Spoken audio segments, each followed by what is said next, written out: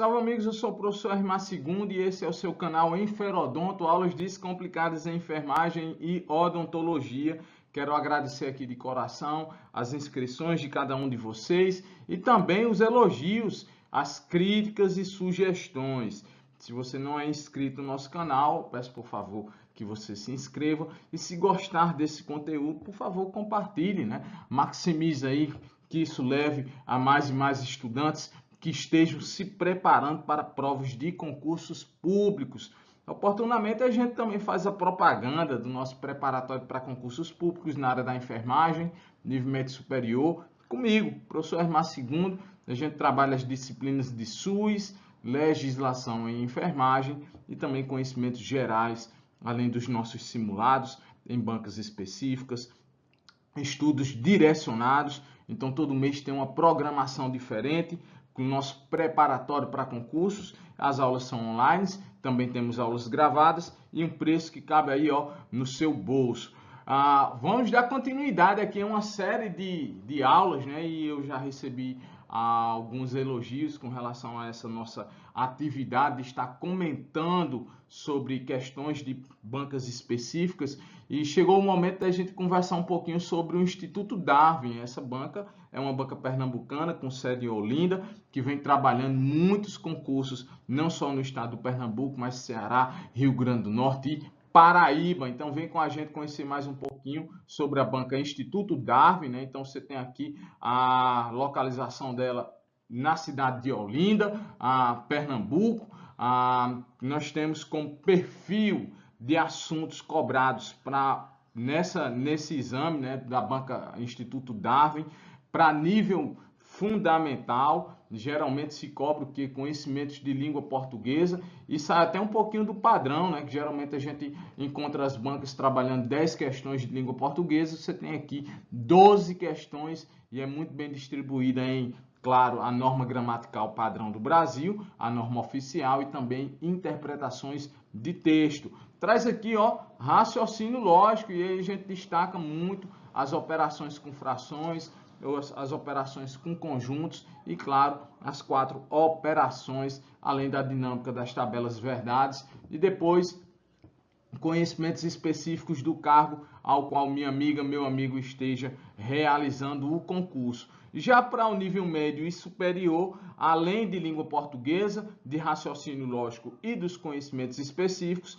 nós entramos aqui com a disciplina de informática, né? Então trabalha muito conceitos de hardware, navegações e também os principais programas auxiliares da empresa Microsoft, né? Então trabalhar o Excel e também o Word, né? Então são pontos importantes que um nobre aluno deverá dar uma revisada, não ir para a prova do Instituto Darwin sem revisar esses conteúdos, especialmente ali a informática. Hoje a gente selecionou algumas questões específicas da enfermagem, nível médio superior, assuntos bem gerais.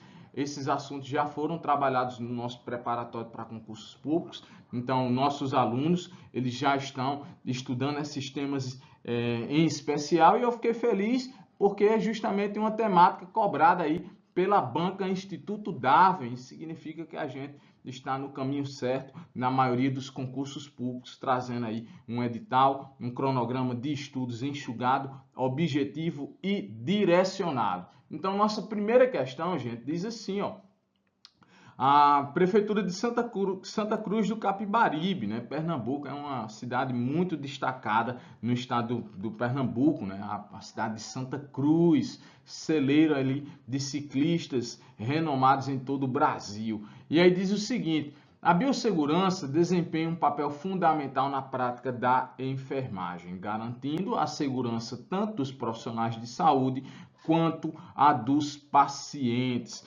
Sobre o assunto, assinale a alternativa correta. Vamos ver se a gente acha que é a alternativa correta. A letra A diz assim: a biossegurança é um conjunto de medidas e procedimentos que visam a prevenir riscos biológicos em ambientes sociais. Gente, a biossegurança está relacionada principalmente às práticas de saúde, né? Então, tá aqui, ó, práticas de saúde. Ela compreende a realização de, vamos dizer assim, ações comportamentos que visam diminuir principalmente as infecções relacionadas à assistência à saúde e a transmissão de patógenos entre os profissionais e dos profissionais para os pacientes, na transmissão cruzada.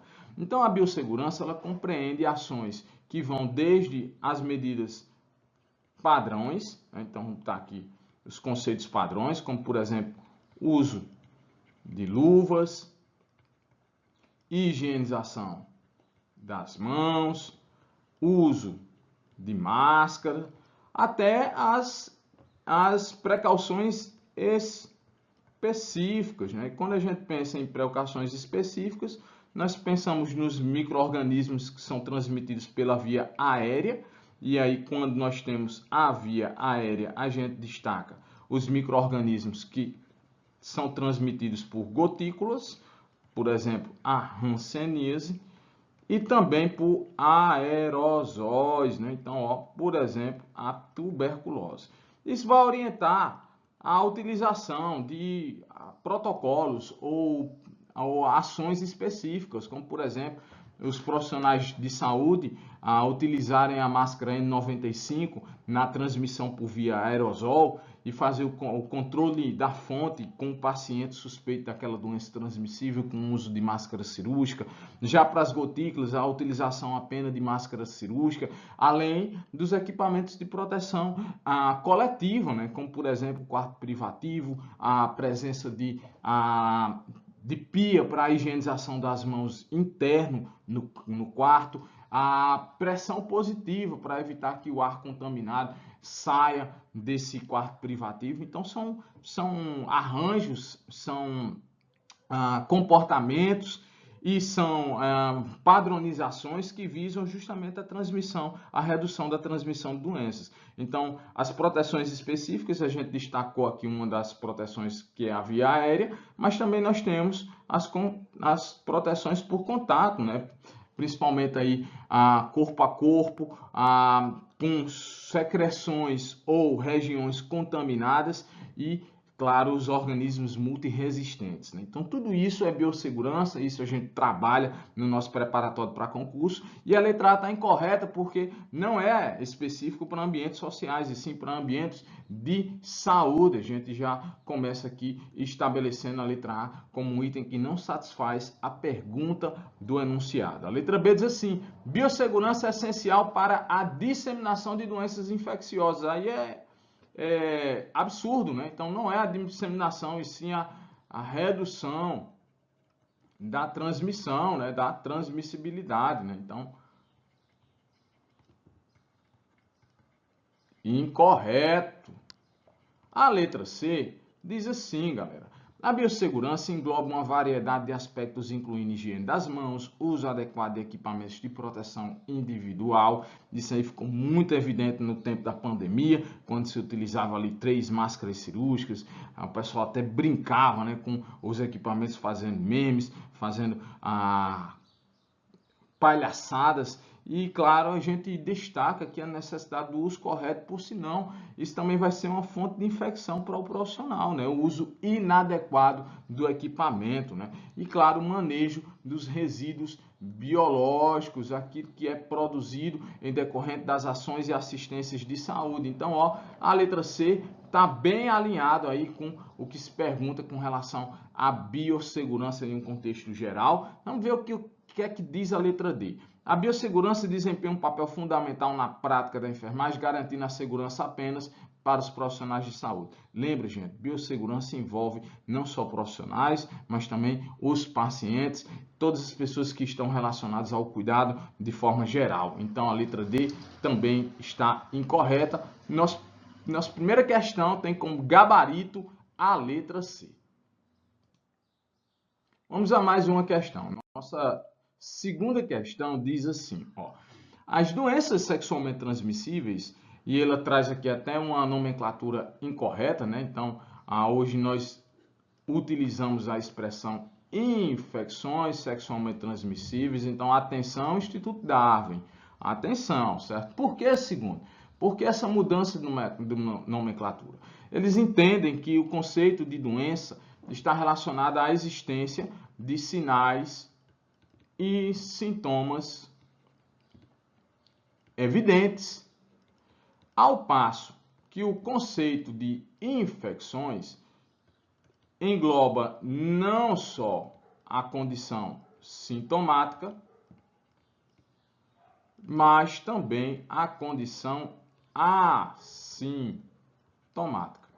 E nessa situação é o grande problema da transmissibilidade das infecções sexualmente transmissíveis. São indivíduos assintomáticos que têm relações sexuais desprotegidas e perpetuam a cadeia da transmissão das infecções. Então a segunda questão versa sobre esse universo. Diz assim, ó, as doenças sexualmente transmissíveis, DST, a gente vai corrigir para IST, também chamadas de doenças venéreas, em alguns casos podem levar à morte, seja por comprometimento do sistema imunológico, como no caso do HIV, ou por aumento do risco de tumores malignos, como nos casos da hepatite B e do HPV. Outras complicações comuns das doenças sexualmente transmissíveis são a infertilidade, a lesão da uretra e a doença inflamatória pélvica.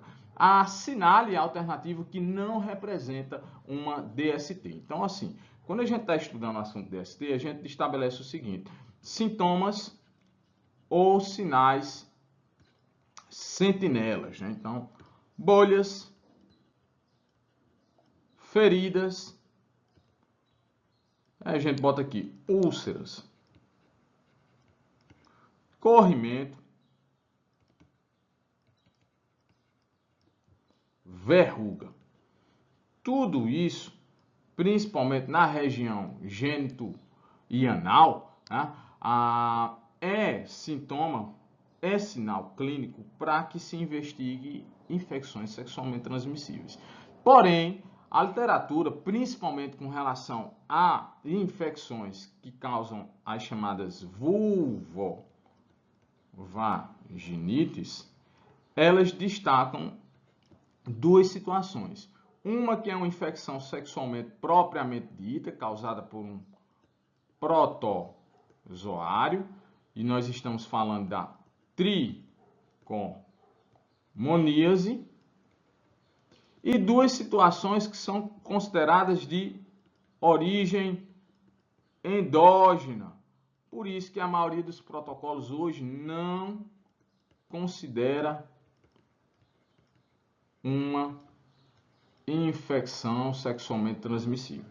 E eu vou até destacar aqui, mudar de cor. A gente considera nas vulvovaginites de forma endógena dois expressantes exemplos: a vaginose bacteriana, causada pela Gardnerella, e a candidíase, né? Então ali, ó, a Cândida albicans. E é isso que ele está perguntando, né? Assinale alternativo que não apresenta uma DST. Então, o condiloma acuminado é sim, é o famoso que, gente? HPV.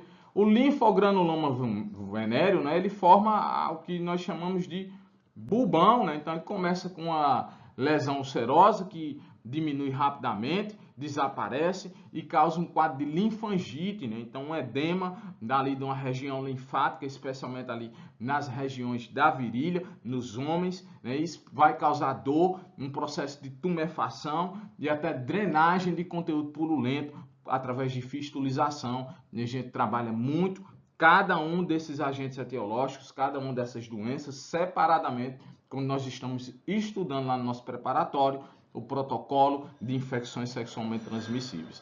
A tricomoníase, né, como a gente falou também, é uma infecção ginecológica que causa um corrimento amarelo esverdeado com odor de peixe podre, com a literatura que diz, né? E, claro, uma manifestação muito pertinente que é justamente o colo de framboesa, né, parecido com um moranguinho, né? Então, isso é um sinal muito sugestivo da infecção causada pelo Trichomonas vaginalis e, claro, é considerado uma infecção sexualmente transmissível, mas como nós havíamos dito, a candidíase, essa não é considerada hoje uma infecção transmissível e sim, nas mulheres especialmente, muito recorrente no período gravídico, uma infecção de origem endógena. Então, gabarito é a nossa segunda questão, é a letra D. Vamos a mais uma questão, né? Nossa terceira questão diz assim, ó, de acordo com a lei 7, um decreto, né, 7.508, de 28 de junho de 2011, analise os itens a seguir. Gente, esse decreto é muito importante, né? Então a gente trabalha ele lá na legislação do SUS, é chamado da Rede de Atenção à Saúde, né? Então nesse decreto ele vai definir o que é um COAP, um Contrato Organizativo de Ações Públicas para a Saúde, ele vai definir o que é uma região de saúde, vai definir um mapa da saúde, vai definir os serviços essenciais de acesso aberto, né? Os serviços de acesso aberto, vai dizer os requisitos mínimos para se instalar uma rede de atenção à saúde. Então, isso é uma matéria muito específica e importante do estudo da legislação do SUS. E ele diz o seguinte, ó, de acordo com o decreto 7.508, esse decreto foi sancionado no governo da presidenta Dilma Rousseff, aí diz assim, analise os itens, ele diz lá embaixo, mediante a análise dos itens supracitados, assinale a alternativa correta. Vamos ver se a gente acha que é a alternativa correta. O item 1 diz assim, considera-se região em saúde espaço geográfico limitado, constituído por agrupamento de municípios limítrofes, delimitados somente, olha lá, somente por identidades culturais e sociais, com a finalidade de integrar a organização, planejamento e execução das ações e serviços de saúde. Gente, uma região em saúde é um agrupamento, de fato, é uma região, é um espaço delimitado por municípios, mas esses municípios não gozam apenas de identidade cultural. Ou seja, não, vamos dizer aqui, nos municípios nordestinos, o que seria uma identidade cultural? Gostar de forró. Então a gente só vai selecionar esses municípios porque eles gostam de forró. Não, isso vai muito mais além do que isso. Vai com identidades culturais, disponibilidade de infraestrutura de transporte, de comunicação, o desenvolvimento econômico desses municípios também, né? Então todos esses itens são fatores relevantes para o Estado organizar, coordenar e implantar as redes de atenção à saúde. Então o item 1 ele está incorreto, né? O item 2 diz assim, ó, a rede de atenção à saúde é um conjunto de ações e serviços de saúde articulados em níveis de complexidade crescente, com a finalidade de garantir a integralidade da assistência à saúde. Gente, esse é o principal objetivo, né, da rede de atenção à saúde, é você organizar os serviços nos municípios de forma que eles possam cooperar-se e, claro, atender às necessidades de saúde de suas populações de forma integral, né? Então, o item 2, ele está, ó, verdadeiro. E o item 3, o que é que diz o item 3? Os serviços especiais de acesso aberto são serviços de saúde específicos para o atendimento da pessoa que, em razão do agravo ou da situação laboral, necessita de atendimento especial. Segundo, isso também é um conceito que a gente encontra lá no decreto e está corretíssimo. Dá um exemplo aqui de um serviço especial de acesso aberto. O Centro de Referência de Saúde do Trabalhador, né? Então, ó, é uma condição especial. Quem é que vai fazer usufruto do Sereste? Os trabalhadores submetidos à doença do trabalho ou relacionada ao trabalho ou acidente de trabalho ou outras condições relacionadas ao mundo laboral, ao mundo do trabalho. Então, isso é um exemplo. Vou dar outro exemplo aqui de serviço especial de acesso aberto. O Centro de Aconselhamento e Testagem, né? Então, ali para as doenças infecciosas, especialmente ali as infecções sexualmente transmissíveis, né? Então, tudo isso está lá no Decreto 7.508, é matéria do nosso preparatório para concursos públicos. E a resposta qual é? É a letra C, né? Então, ó, somente os itens 2 e 3 estão incorretos. Muito cuidado para isso aí, ó. Rede de atenção à saúde, região de saúde, mapa da saúde e o contrato organizativo de ações públicas para a saúde são conceitos muito cobrados nas provas de concurso. Vamos a mais uma questão. Nossa quarta questão diz assim, ó. Dengue, você tem aqui a aula resumitiva, uma aula de conceitos gerais no nosso canal Enferodonto. E lá no nosso cursinho a gente, de fato, navega sobre o protocolo de dengue, chikungunya e zika vírus, né? Então, nossa quarta questão versa sobre isso. Diz assim, ó, a dengue é uma doença febril, aguda, sistêmica, dinâmica, que pode apresentar amplo espectro clínico, podendo parte dos pacientes evoluir para formas graves, que, inclusive, podem levá-los a óbito. Em relação à dengue, analise os itens abaixo. O item 1 diz assim, gente, ó, Altas temperaturas combinadas com chuvas frequentes, como acontece no verão, realmente favorecem a proliferação do mosquito Aedes aegypti, transmissor da doença, né? Então, ó, o item 1 está corretíssimo, né? O item 2 diz assim, ó: o aparecimento de manchas vermelhas na pele, sangramento no nariz, gengiva, dor abdominal intensa e contínua e vômitos persistentes podem indicar um sinal de alarme para dengue hemorrágica. O item 2 também, gente, está correto, né? O item 3 diz assim: a melhor forma de se evitar a dengue hoje é através da vacinação. Gente, muito cuidado com isso aí. Existe sim um processo de confecção da vacina, só que essa vacina não é aplicável a todas as pessoas, não está incorporada ainda no Programa Nacional de Imunização do Ministério da Saúde e tem uma aplicabilidade limitada a determinadas regiões. Então, ó, o item 4 é incorreto. A principal forma hoje de prevenção da dengue é o controle vetorial, ou seja, evitar a proliferação do mosquito, né? Então, ó, o item 3, ele está incorreto. E o item 4, gente, o que é que diz o item 4? Não devem ser usados medicamentos à base de ácido acetil salicílico e anti-inflamatórios como a aspirina e o AS, pois podem aumentar o risco de hemorragias, né? Então, isso também está correto. A gente tem aqui como os itens corretos 1, 2 e 4. 1, 2 e 4. Gabarito da nossa quarta questão é a letra C. Quinta questão diz assim, galera, ó: sala de recuperação pós-anestésica é um ambiente especialmente projetado para o cuidado de pacientes que acabaram de passar por uma cirurgia e que estão se recuperando de anestesia. O principal objetivo da sala de recuperação pós-anestésica é monitorar e tratar possíveis complicações que possam surgir no pós-operatório imediato, ou seja, nas 24 horas pós o evento cirúrgico, né? Aí diz assim, como dor, náusea, vômitos e problemas respiratórios. Sobre o papel do técnico de enfermagem na sala de recuperação pós-anestésica, indique V para as alternativas verdadeiras e F para a falsa nas sentenças abaixo. Aí diz assim, ó: assinale a alternativa que apresenta a sequência correta obtida no sentido de cima para baixo. Então vamos lá, vamos contextualizar aqui, né? Essa é uma questão que trata sobre a enfermagem cirúrgica, né? Então, ó, enfermagem cirúrgica. E aí, a enfermagem cirúrgica, ela trabalha em 3 tempos, né? O tempo pré-operatório, que ele pode ser o mediato e o imediato, o período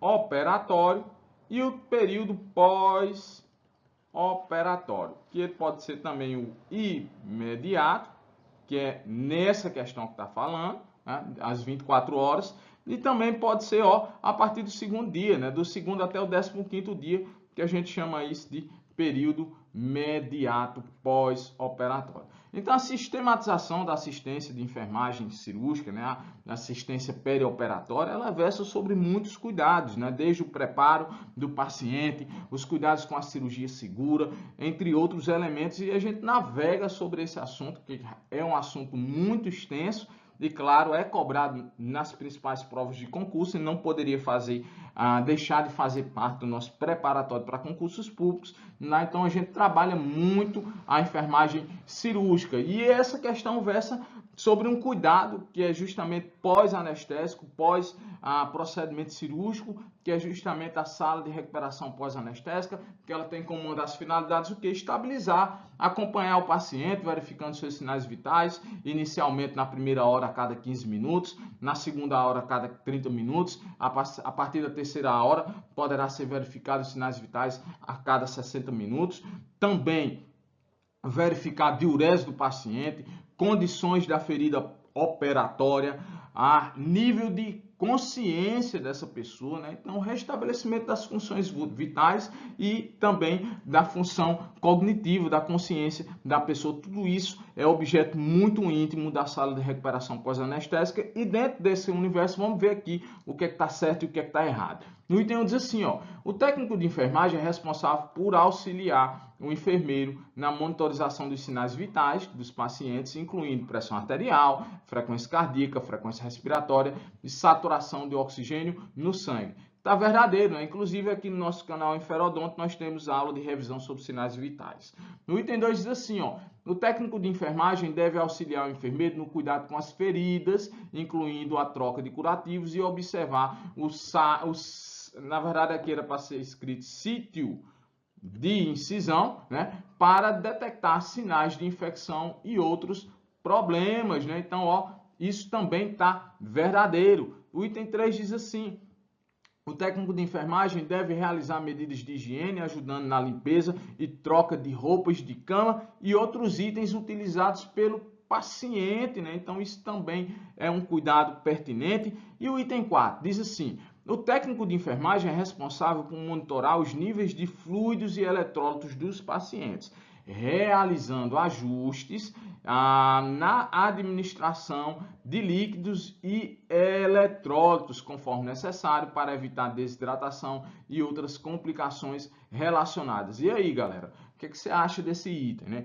Muito cuidado com ele, porque é um item de uma pegadinha gigantesca. Olha, a mensuração do débito urinário, o volume de líquido que entra e o volume de líquido que sai, é uma atribuição do corpo de enfermagem e pode ser realizada sim pelo técnico de enfermagem. Agora, a realização de ajustes, ou seja, o aumento da infusão, ou o aumento do gotejamento, ou a necessidade de reposição de eletrólitos como cloreto de sódio, potássio, entre outros, isso aí é uma atribuição médica, necessita de um conhecimento mais complexo sobre a dinâmica de restabelecimento volêmico e cabe ao técnico de enfermagem, na observação de redução de diurese ou até mesmo anúria, comunicar ao enfermeiro ou comunicar mesmo até a equipe de avaliação médica pós-operatória para reavaliar a função renal e ver aí, claro, a necessidade de corrigir uma desidratação ou até mesmo uma hiperidratação, né? Então, ó,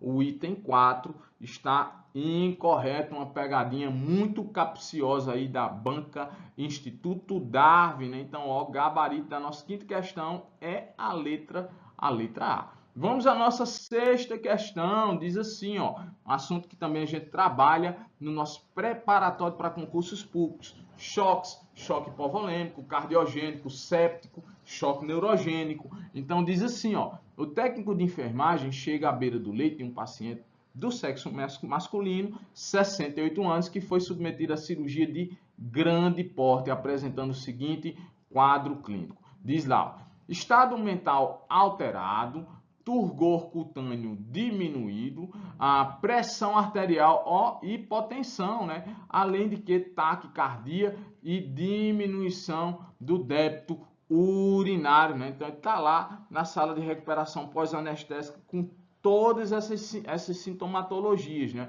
Além de que, ó, pele e mucosas secas, sede e fraqueza. De acordo com o estado referido, o paciente deve se suspeitar de quê, né, gente? Ó, claro, muito evidente aqui a resposta como sendo a letra A, né? Então, ó, ausência de diurese, hipotensão, taquicardia, fraqueza, sede, né? Tudo isso só faltou estado mental alterado, né? A letargia, tudo isso são sintomas muito evidentes de quem, gente, da instalação de uma das complicações mais potenciais ao óbito no pós-operatório, que é o choque hemorrágico, o choque hipovolêmico, né? Então, ó, resposta da nossa sexta questão é a letra A. Sétima questão diz assim, ó, as posições terapêuticas têm diferentes finalidades, como proporcionar conforto, realizar exames, tratamentos e cirurgias. De acordo com a finalidade e, consequentemente, a região a ser examinada, a equipe de enfermagem deve auxiliar o paciente a adotar posições específicas.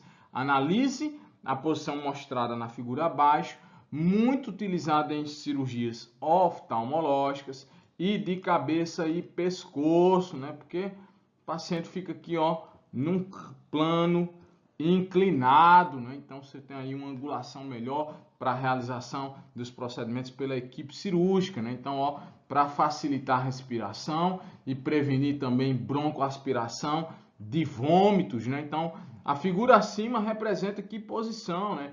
A posição de Fowler é aquela em que a pessoa está sentada, né? Fazendo ali um ângulo de 90 graus, né? Então, não se configura com a posição de Fowler, né?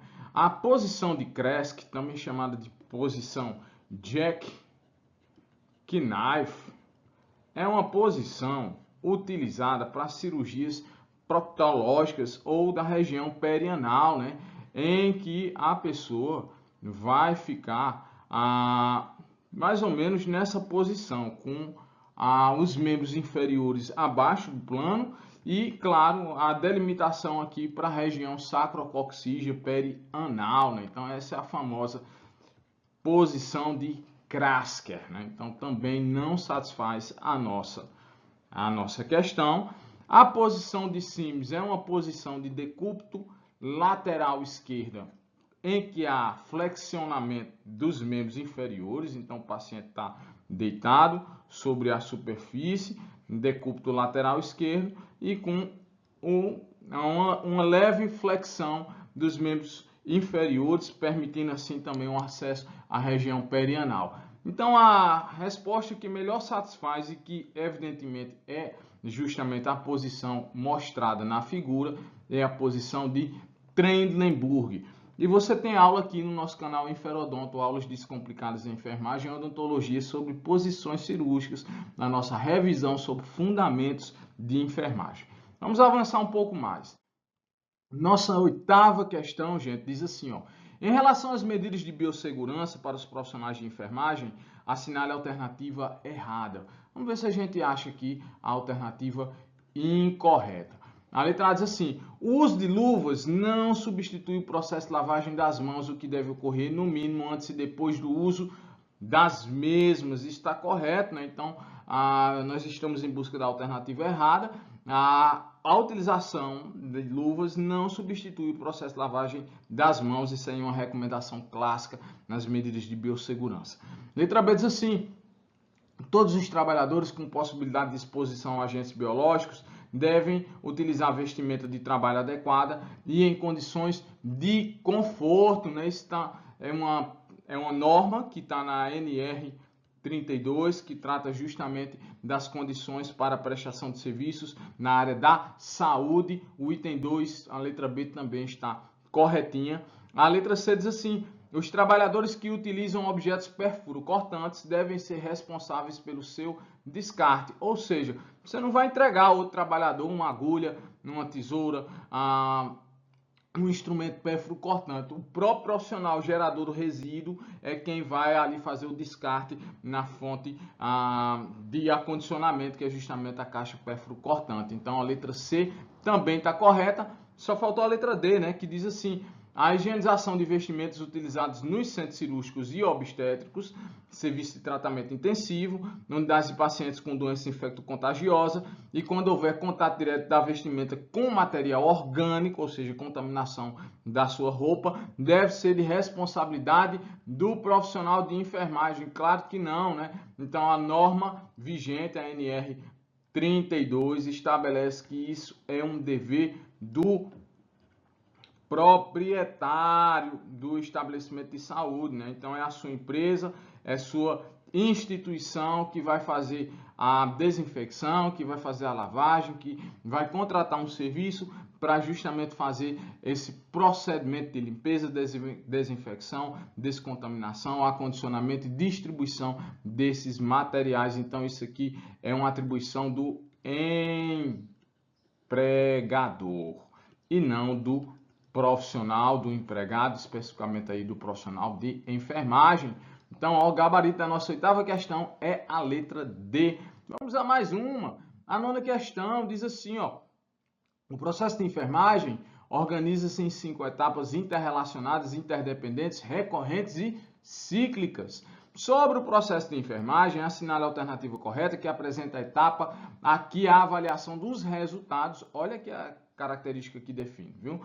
A etapa que a realização dos resultados alcançados pela enfermagem e saúde da pessoa, família, coletividade e grupos especiais diz respeito. Qual é a etapa do processo de enfermagem que diz respeito à avaliação dos resultados alcançados, né? Então lembre, gente, que no ano de 2024, o Conselho Federal de Enfermagem, através da resolução COFEN 736 de 2024, ele reformulou, vou botar aqui, ó, reformulou o processo de enfermagem. Então, antes você tinha o processo de enfermagem que era descrito assim: histórico, diagnóstico, planejamento, implementação e avaliação. Agora, com a nova resolução, nós temos um processo de enfermagem em que a etapa de histórico, ela passa a ser chamada de avaliação. E ela inclui desde a anamnese, mais exames físicos e todos os outros dados obtidos para compor justamente informações pertinentes ao paciente, como exames de imagem, exames laboratoriais, prontuário do paciente, informações dos familiares, de terceiro, ou seja, aumentou muito o escopo do entendimento do que seria a avaliação, a coleta de informações de dados. No diagnóstico, na nova resolução, permanece inalterado, né? Então, porém, ele faz uma observação, que além dos diagnósticos próprios da enfermagem, como por exemplo o NANDA, o NIC, né? Então tá aqui, ó, próprios da enfermagem. Você pode utilizar também o que, ó, condições de protocolos, linguagens padronizadas, outras evidências científicas, ou seja, aumentou o leque da compreensão de diagnósticos de enfermagem. O planejamento ele também segue com a mesma nomenclatura, só que aqui ele destaca o seguinte, né, que incluem as ações próprias da enfermagem, as ações como equipe multiprofissional, aí vem as prestações médicas, fisioterápicas, nutricionistas, ou seja, todos que estejam envolvidos na unidade do cuidado do paciente, e também as prescrições decorrentes de protocolos, de normas, de rotinas, então aquilo que o profissional deverá seguir, porque é uma padronização para todas as pessoas assistidas naquela condição. Então aumentou também o entendimento do que é a planejamento e a implementação dos cuidados de enfermagem, né? Por último, nós temos justamente a avaliação, que é a capacidade crítica de ver se a resposta do paciente foi positiva ou negativa frente às ações implementadas. E agora a nova resolução, a 736 de 2024, ela estabelece essa última etapa do processo de enfermagem com evolução. Diz mais ainda que aos profissionais de nível médio fundamental vai checar o cuidado realizado, mas aos profissionais de nível superior vai ter que fazer toda a sistematização do cuidado, ou seja, navegar por todas as 5 etapas. Então aqui a gente está falando sobre justamente a etapa que fala da avaliação dos resultados alcançados. Nesse caso, a resposta da nossa 9ª questão é a letra C. E você tem aula aqui no nosso canal Enferodonto sobre o novo processo de enfermagem, a resolução 736 de 2024.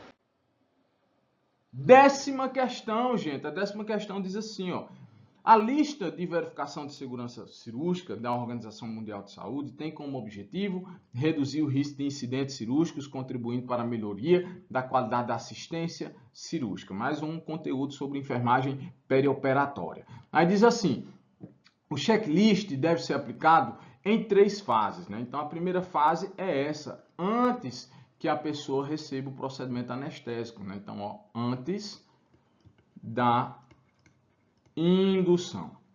Nessa fase, gente, geralmente se checa paciente, se checa sítio cirúrgico, se checa procedimento, se checa termo de consentimento da cirurgia e também o risco de insegurança anestésica.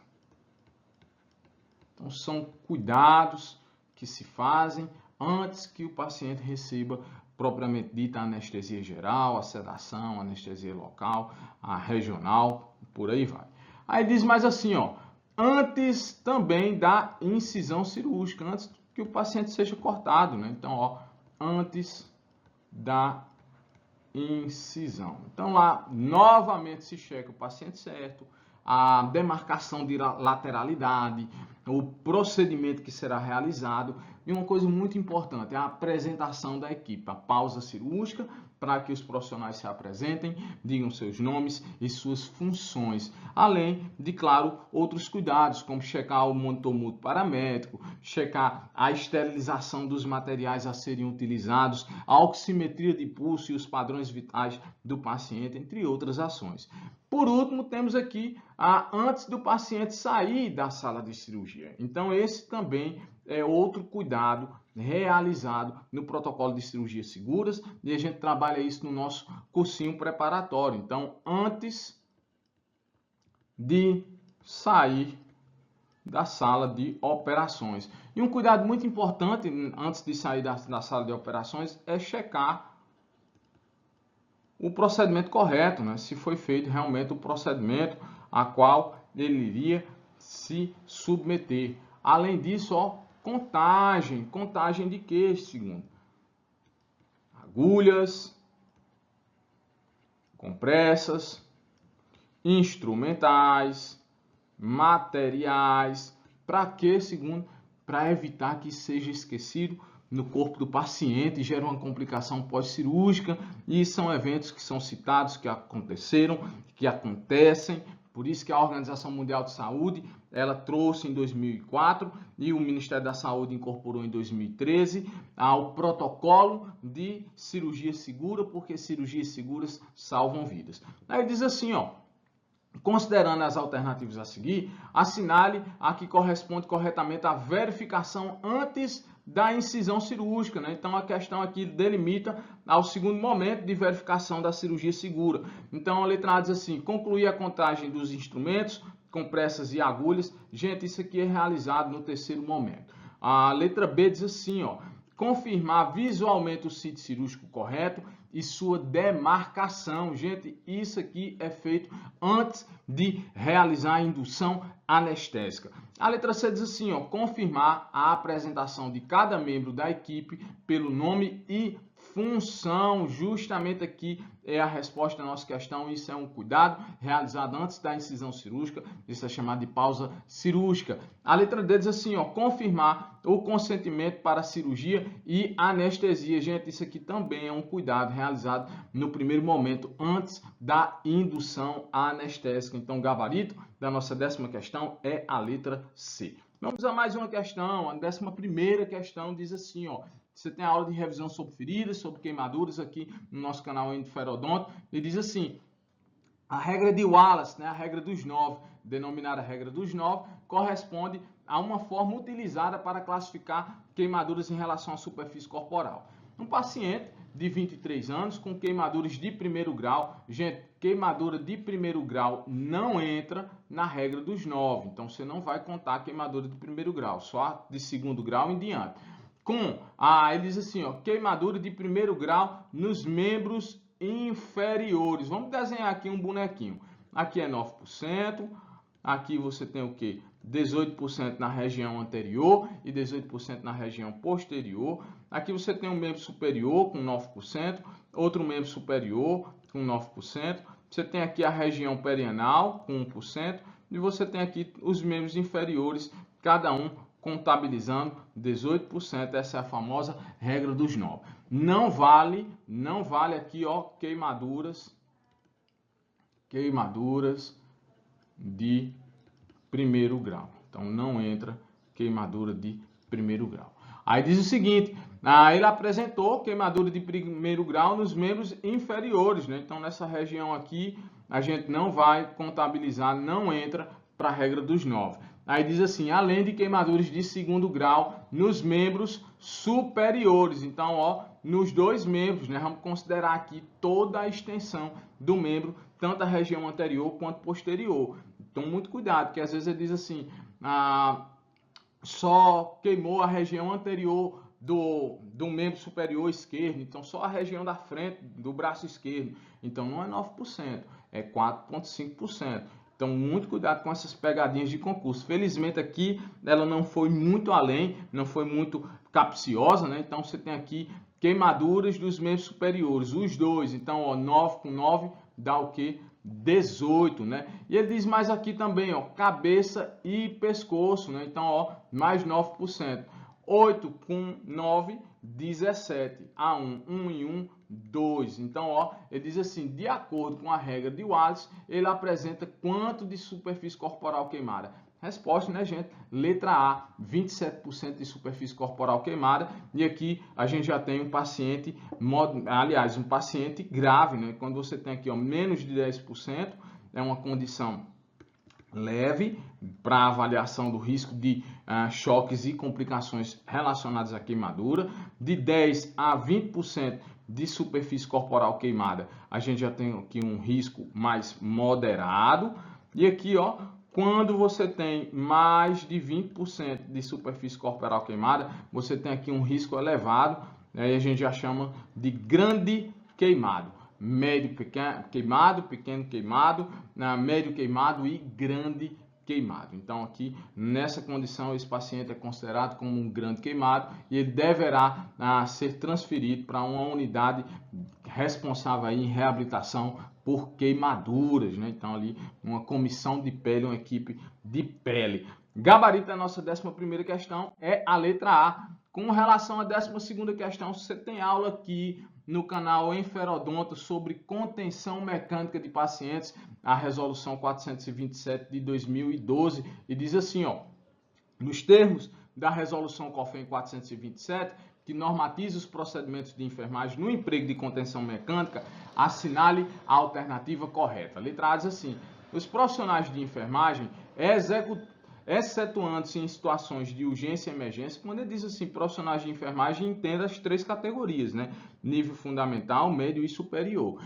Excetuando as situações de urgência e emergência, somente poderão empregar a contenção mecânica do paciente sobre supervisão direta do enfermeiro, né, gente? Então, está alinhado com o que é definido na resolução 427, a letra A não tem nenhuma incorreção e a gente está em busca da alternativa correta, então a letra A tende a ser a resposta da nossa questão. A letra B diz assim, o paciente com contenção mecânica não precisa ser monitorado quanto ao nível de consciência, de dados vitais e condições de pele e circulação. Gente, está incorreto, né? Ele precisa ser monitorado principalmente se ele for idoso, criança ou portador de alterações de necessidades especiais ou até mesmo de distúrbios mentais.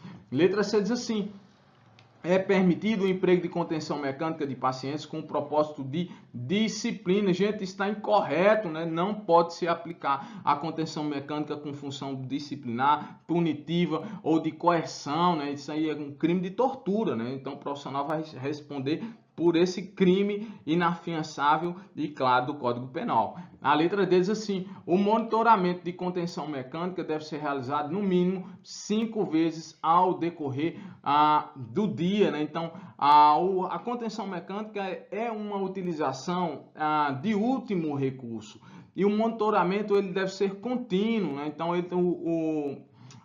a resolução ela não trata de uma quantificação da necessidade de monitoramento. Ele deixa bem claro que deve ser avaliado de tempos em tempos as condições de segurança do paciente, sinais vitais, apresentação de lesões por pressões e, claro, alterações no estado mental. Então, tudo isso vai reavaliar de forma perene, né? Então, a letra D também está incorreta. Então, a resposta da nossa 12ª questão é a letra A resposta que satisfaz de forma literal o que está escrito na resolução 427 e reitero, você tem aula aqui no nosso canal Enferodonto.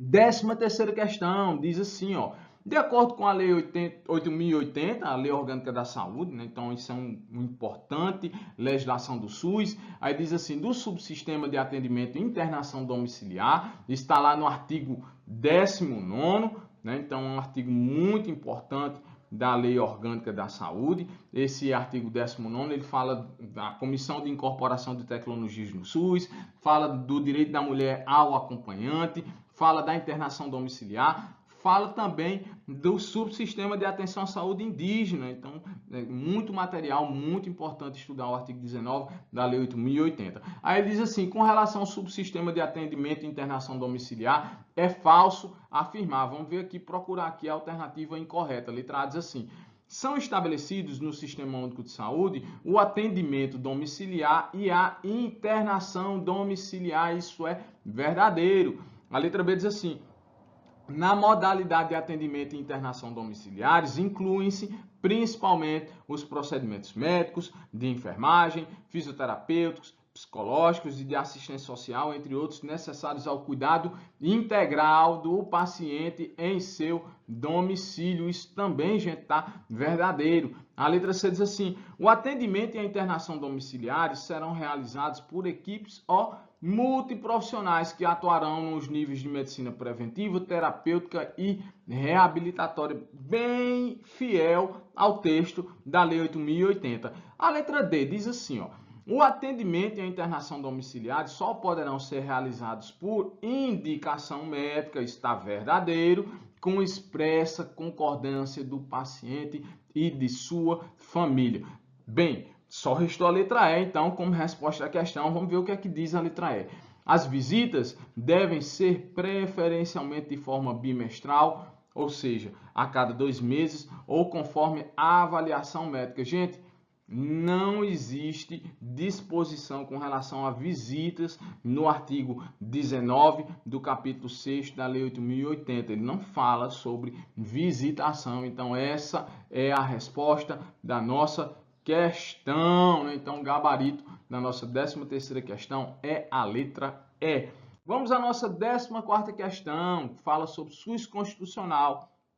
Você tem aula de revisão aqui sobre SUS na Constituição no nosso canal Enferodonto e também matéria do nosso preparatório para concursos públicos. E diz assim a 14ª questão. A Constituição Federal, no artigo 200 do Sistema Único de Saúde, ele diz assim, ao Sistema Único de Saúde compete, além de outras atribuições, nos termos da lei, a exceção de uma. Vamos ver se a gente acha aqui. Letra A diz assim, controlar e fiscalizar procedimentos, produtos e substâncias de interesse para a saúde e participar da produção de medicamentos, equipamentos imunobiológicos, hemoderivados e outros insumos. Gente, está lá no artigo 200, né? Faz parte sim do campo de atuação do Sistema Único de Saúde, é uma atribuição do Sistema Único de Saúde participar da produção de medicamentos, hemoderivados, inclusive é exclusivo a produção, o manuseio, a conservação de hemoderivados pelo Sistema Único de Saúde, né? A letra B diz assim, ó, participar da política e da execução das ações de saneamento básico, isso também está verdadeiro. A letra C diz assim, incrementar em sua área de atuação o desenvolvimento científico e tecnológico, além da inovação, isso também está verdadeiro. E a letra C diz assim, fiscalizar e inspecionar alimentos, compreendido o controle do seu teor nutricional, bem como bebidas e águas para consumo humano e animal. Gente, extrapolou aqui a competência do Ministério da Saúde, do Sistema Único de Saúde.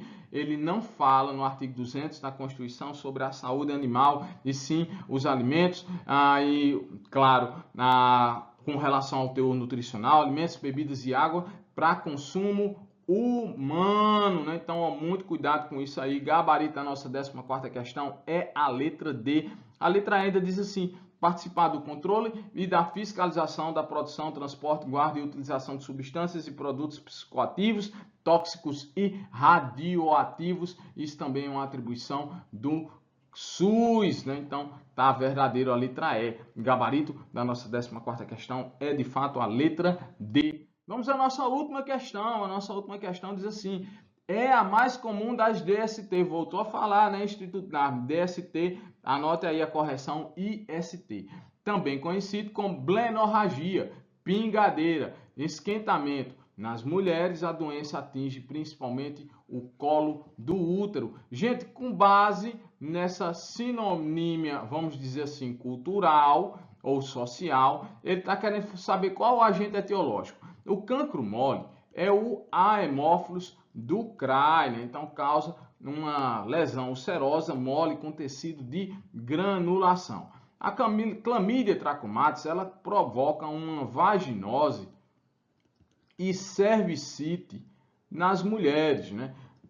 Já a gonorreia, essa sim é chamada de blenorragia ou pingadeira, devido que a sua secreção uretral, tá aqui, ó, uretral purulenta, né? Então, essa sim é a resposta da nossa questão, e a gente trouxe ela para mostrar a necessidade de não só conhecer o agente etiológico, mas também como é conhecido popularmente no senso comum essas infecções sexualmente transmissíveis. O linfogranuloma venéreo, ele é apelidado de quê? Ó, alcúnia, bulbão, né? Então causa aquele quadro de linfangite, né? E a tricomoníase é justamente causado pelo Trichomonas vaginalis. Ele provoca justamente ali uma secreção, um corrimento amarelo esverdeado com odor fétido, odor purulento, né? Então, gabarito da nossa última questão é a letra C.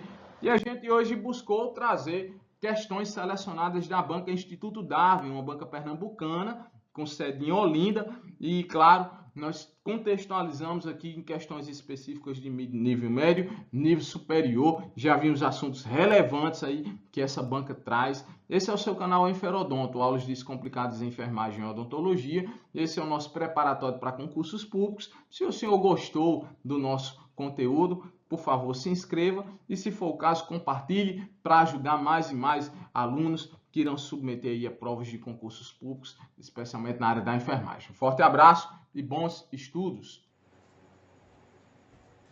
E aí, galera, se você gostou do vídeo, então não deixa de se inscrever no canal, ativar o sininho, deixar seu like, seus comentários. Isso vai ajudar bastante a nós do canal trabalharmos para mais conteúdos em Enferodonto com vocês, aulas descomplicadas.